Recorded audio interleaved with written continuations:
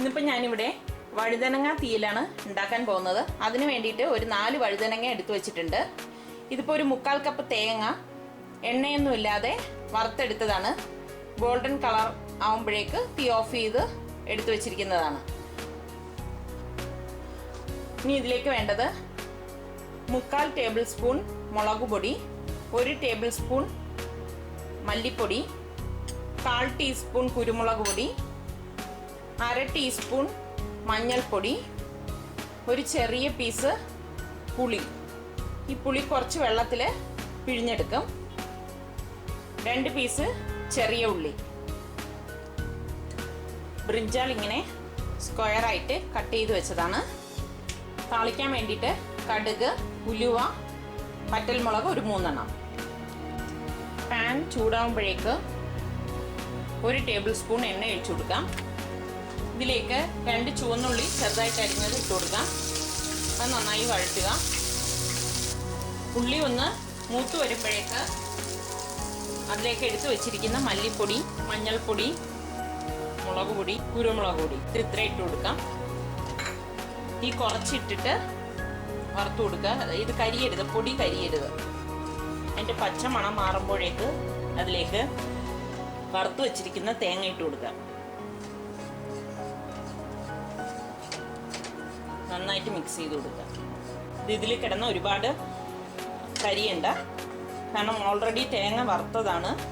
പൊടികളെല്ലാം ഇപ്പോൾ വറുത്തതാണ്. ഒന്ന് ചൂടായാൽ മതി. ഇതിന് ശേഷം ഗ്യാസ് ഓഫ് ചെയ്യാം. തണുത്ത ശേഷം ഇത് മിക്സിയിൽ അരച്ചെടുക്കാം.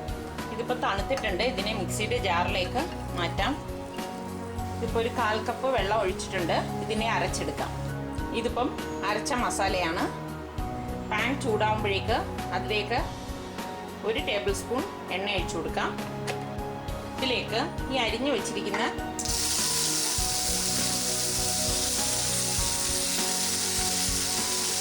ഇതിലേക്ക് ആവശ്യത്തിനുള്ള ഉപ്പിട്ട് കൊടുക്കാം. ഇതിലേക്ക് ഈ അരച്ചു വെച്ചിരിക്കുന്ന മസാല ഒഴിച്ചു കൊടുക്കാം. 1/2 കപ്പ് വെള്ളം ഒഴിച്ചു കൊടുക്കാം.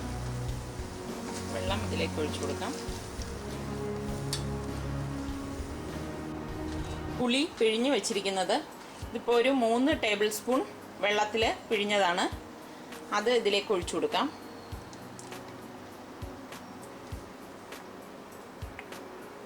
കൊണ്ടുവന്ന് നോക്കണം. ആവശ്യമാണെങ്കിൽ ഇട്ട് കൊടുക്കുക. കറി ഇപ്പം വെന്ത് ഒന്ന് കുറുകിയിട്ടുണ്ട്. ഇനി ഇത് ഗ്യാസ് ഓഫ് ചെയ്തിട്ട് ഇതിലേക്ക് താളിച്ചൊഴിക്കാം. താളിച്ചൊഴിക്കാനായിട്ട് പാൻ ചൂടാകുമ്പോഴേക്ക് അതിലേക്ക് കുറച്ച് എണ്ണ ഒഴിച്ചു കൊടുക്കാം. ഒരു 1/2 ടേബിൾ സ്പൂൺ എണ്ണ ഒഴിച്ചു കൊടുക്കാം. അത് ചൂടാകുമ്പോഴേക്ക് കടുകിട്ട് കൊടുക്കാം. കടുക് പൊട്ടിത്തുടങ്ങുമ്പോഴേക്ക് അതിലേക്ക് എടുത്തു വെച്ചിരിക്കുന്ന ഉലുവ ഇട്ട് കൊടുക്കാം. വറ്റൽമുളക് 2ആയി മുറിച്ചിട്ട് കൊടുക്കാം. ഗ്യാസ് ഓഫ് ചെയ്ത ശേഷം കറിവേപ്പില ഇട്ട് കൊടുക്കാം. ഈ കറിയുടെ മീതെ ഈ താളിച്ചത് ഇതിലേക്ക് ഒഴിച്ചു കൊടുക്കാം.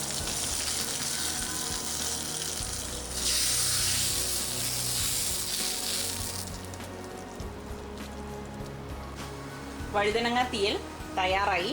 ഇത് ചോറിൻ്റെ കൂടെയും ചപ്പാത്തിയുടെ കൂടെയൊക്കെ കഴിക്കാൻ പറ്റിയ നല്ലൊരു കറിയാണ്. എല്ലാവരും ഇത് ട്രൈ ചെയ്ത് നോക്കുക. ഇഷ്ടമായെങ്കിൽ സബ്സ്ക്രൈബ് ചെയ്യുക.